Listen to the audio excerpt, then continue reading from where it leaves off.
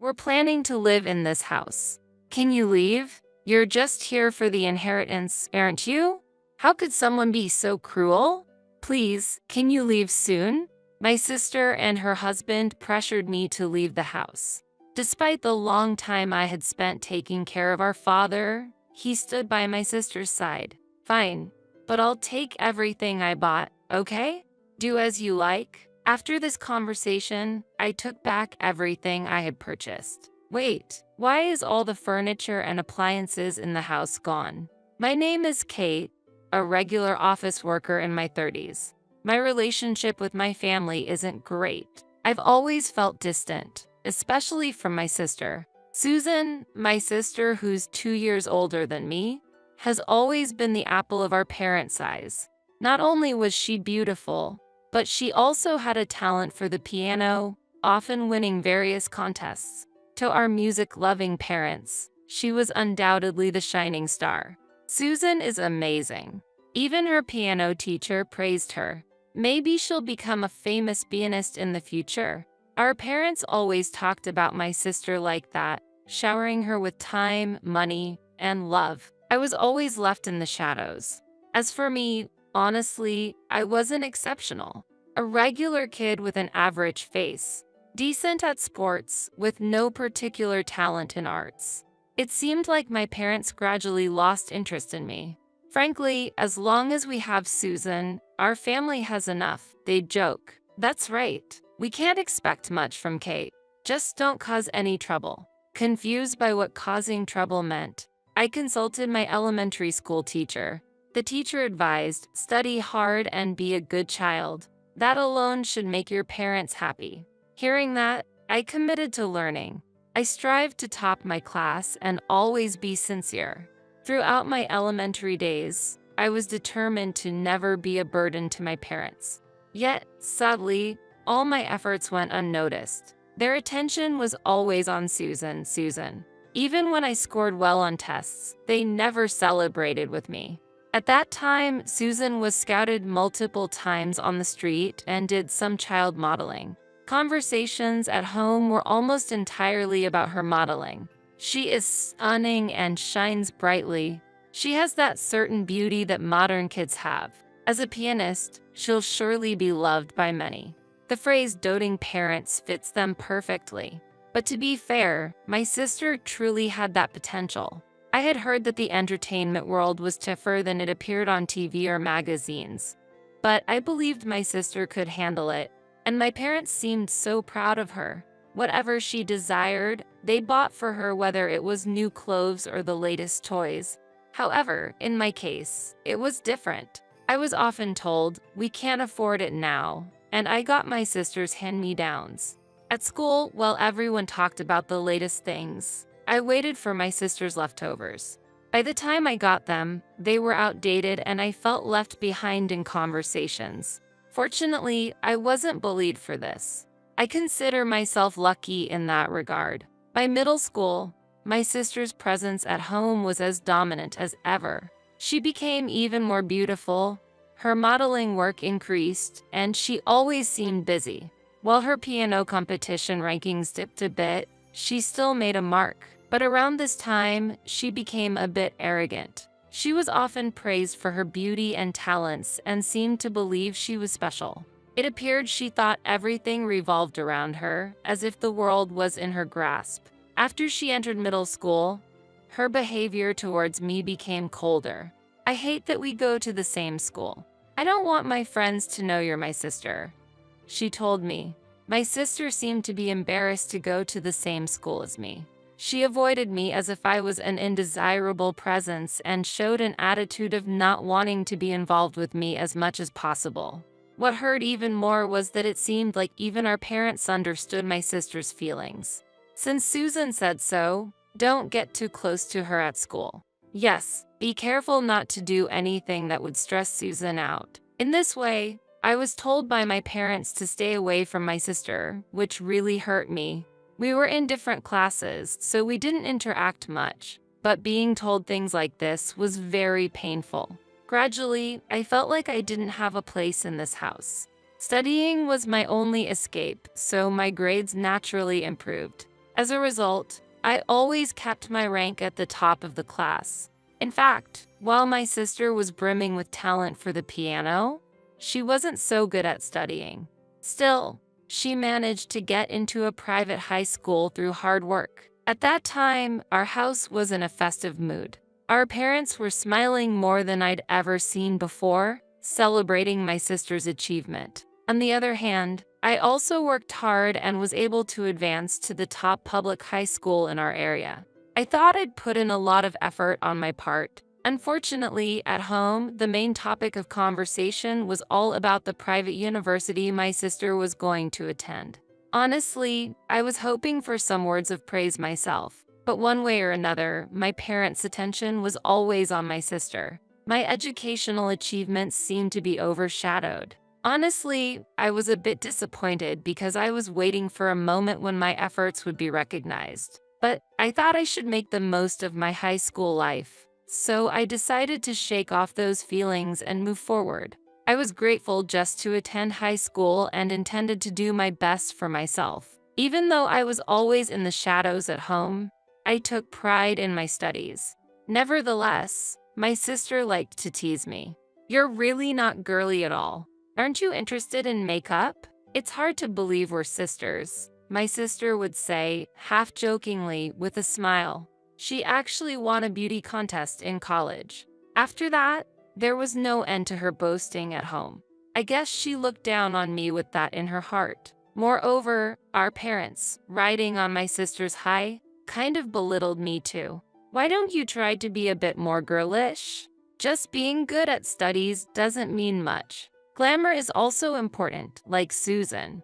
I don't want to tell my friends that the sister of a beauty contest winner is so plain. When Susan leaves the house, please stagger your timing." Hearing such words repeatedly, my heart gradually became numb, and I felt less pain. Over time, I began to feel that my sister wasn't that impressive. In high school, she was known as a piano prodigy, but her piano skills seemed to have plateaued, and she seemed to be distancing herself from it. Furthermore, her modeling offers decreased, and eventually, they stopped almost entirely. The expectations our parents had always expressed about her being a beautiful pianist didn't seem to be coming to fruition. Moreover, she seemed to be enjoying college life a bit too much and ended up taking an extra year. Seeing her like this, I felt like she was slowly losing her way.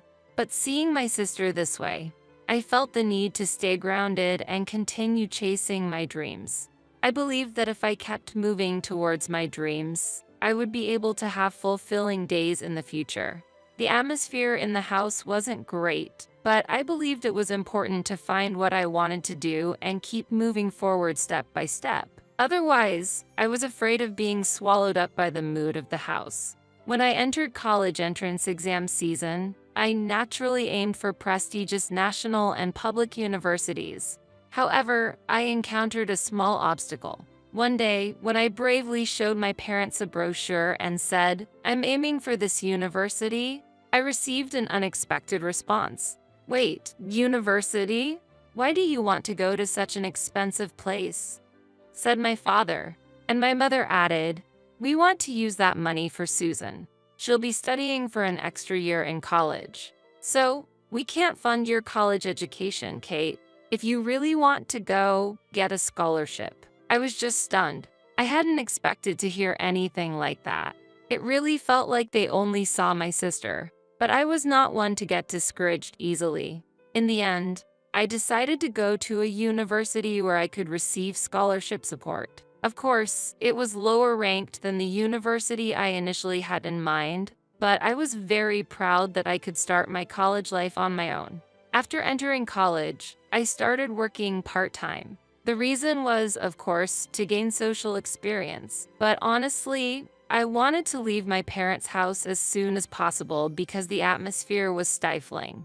At home, my sister and parents always seemed to be in high spirits, while I felt like an outsider. One day, my father suddenly said to me, "Are you planning to live here forever without contributing any money?" I was so surprised that I responded, "What are you talking about?" But he was basically saying he wanted me to start paying rent. I was surprised and immediately replied, "If that's the case, I'll find my own room and start living alone." However, my father did not let me. "Considering the favors you've received so far, it's natural to pay," he said. "Of course, living alone is good, but you should contribute to the household expenses." "Are you serious? With the salary from my student part-time job, that's quite tough." I couldn't help but raise my voice. Meanwhile, my older sister lived luxuriously with the allowance she received from our parents, without having a part-time job. Seeing that made me feel it was unfair. "When I graduate from college, I'll definitely pursue my own path," I resolved in my heart. However, as graduation approached, my parents' stance remained unchanged, and it seemed difficult to start living alone. In stark contrast, my sister never once worried about money. In fact, she constantly received an allowance from our parents and had never worked a day in her life. I, on the other hand, after graduating from college, had been dreaming of a new step in life, living alone. But that hope was shattered with a single comment from my parents. "You haven't repaid your college tuition, have you? Don't even think about living alone until you've paid it back," they said with stern faces. And to my disbelief, my sister was comfortably living alone with our parents covering her rent entirely. I couldn't hide my shock and disappointment at this unfairness. What was even more surprising, it seemed my sister was working in the night industry and had quite a substantial income. Moreover, she was receiving luxury brand bags and accessories from her patrons. While our parents paid all her rent, she was also financially supported by other men. This clear disparity in treatment within the family made me feel frustrated, but I didn't want to give up on my dreams. I believed I had the strength to move forward. I wanted to continue looking forward with hope. When I was 28 in spring, my mother passed away due to her chronic illness. She had been battling a severe disease for years. Watching her health decline, I sensed our final moments together were near. My father and sister were devastated and drowned in deep sorrow. However, I couldn't shed a tear. Recalling the past household situation and my mother's treatment of me, I felt more coldness than sadness. My father and sister criticized me for being cold-hearted, but it didn't bother me deeply. Time went on, and one day, my father's health took a turn for the worse. His legs and back weakened, affecting his daily life, and he needed care. I contacted my sister and explained the situation, but her response was, "It's difficult to take care of Dad during this precious time of my newlywed life." Since I had always been at our family home, she said it was my duty to care for our father. She had just married a man she met through her night job, so she didn't want this happy time to be disrupted. All I wanted was to share the family situation, so her reaction didn't surprise me. I had no big expectations. Although I took care of our father, he constantly criticized me. "Lower the water temperature. Come immediately when I call. You're so clumsy." I had a day job, so I had a helper come during the day to care for him. But in the evenings and weekends, I took care of him myself to save money. Yet, he never thanked me, taking my care for granted. Even then, a year after I started taking care of him, an unexpected opportunity arose. Out of the blue, my sister and her husband showed up at our family home. "We've decided to live here, so can you leave?" she casually said. "What do you mean?" I replied, staring back in surprise. Their eyes were cold as they glared at me. "Why bring this up all of a sudden?" I asked, but my sister accused me of unbelievable intentions. "You're trying to get our mother's inheritance, aren't you? While taking care of Dad and staying here?" Her husband added disdainfully. "I can't believe we had such a scheming person in our family." Stunned, I responded, "I never thought of the inheritance."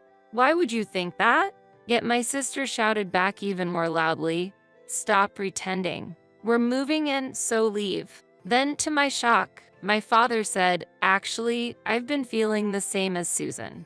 I thought you might be draining our money by staying here." I was speechless. After caring for him for so long, in the end, he chose my sister's side. I really can't believe it. I thought, but oddly felt relieved. With this, I thought I could finally break free from the ties of this house. I get it, but it's okay for me to take everything I bought, right?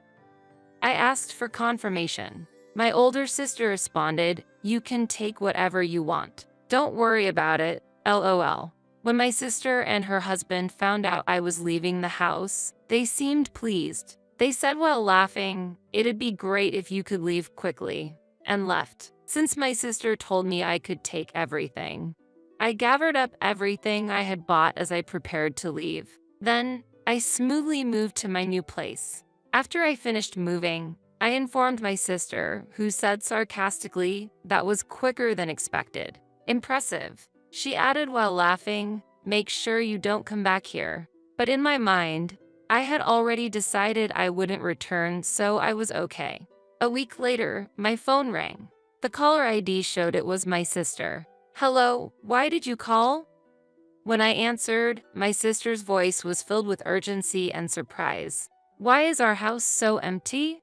There are no furniture, appliances, nothing." It seemed she was shocked to find the house completely empty. "Oh, that's because I took everything," I replied with a slight smirk. "What are you talking about? Is this a joke? Why would you do that?" My sister was clearly overwhelmed and confused. "But didn't you say I could take everything I bought? But didn't Dad buy them using Mom's inheritance?" she said, and convinced. "That's not the case. There's no such thing as Mom's inheritance. All the expenses of the house after Mom passed away, including the new furniture and appliances, were bought with the money I earned." "Wait, all those were the latest appliances. How did you have so much money?" "Well, the company I work for is quite big," I explained briefly. When I mentioned the company's name, she was shocked. Apparently, even she, who didn't have much societal knowledge, knew of the company. I couldn't help but smile proudly. "Actually, I became a section manager at 30, so I'm financially stable. I bought all those appliances and the car with my own money." She seemed incredulous. "Wait, even the car at home?" "Yes, that's why I took everything." "What? I never knew that. How can we live without appliances and a car now?" She raised her voice. "That's not my problem. I was kicked out, remember? But your husband is a business owner, right? It shouldn't be too difficult to buy new appliances and a car," I said, a bit sarcastically. She hesitated and said in a low voice, "Actually, my husband's company is in a bit of a tough situation." I understood that the reason she suddenly returned to her family home and kicked me out was probably to cut costs and perhaps get financial assistance from our father. She probably also had her eyes on our mother's supposed inheritance. "Oh, is that so? But living a simple life without a car or appliances might not be too bad," I commented lightly. "Don't say that so easily. Return the appliances." "Why? They're mine," I replied. Please, we won't be able to live without them." She seemed to be on the verge of tears. I had no intention of being at their mercy anymore. "If you're that financially strained, why not sell your favorite branded bags and such?" I teased. "As far as I'm concerned, there's no reason for me to have any further contact with you or Dad, so please don't contact me again." And I hung up. Then, I blocked her number. Thankfully, I hadn't shared my new address with her, so she wouldn't be able to visit unexpectedly. Even if she showed up at my workplace, I could call the police. Sometime later, I heard from a relative about my sister and her family. Apparently, they sold our family home and moved into a small apartment. Their living costs turned out to be higher than expected. The atmosphere in the cramped apartment was tense. Moreover, my sister's husband left to distress, leaving just her and our father. Financially strained by our father's care, she returned to her previous night job. Age made it difficult, and rumors said she was constantly teased by her colleagues. Eventually, she caused some troubles, making her unemployable. She must be experiencing hell, taking care of our father and without a job. Honestly, I'm not sure how to feel about their current situation, but it has nothing to do with me. Now, my life is peaceful. My new apartment is comfortable. I spend my days enjoying work and the company of my cat. Now, I'm considering the next steps in life, like dating and marriage.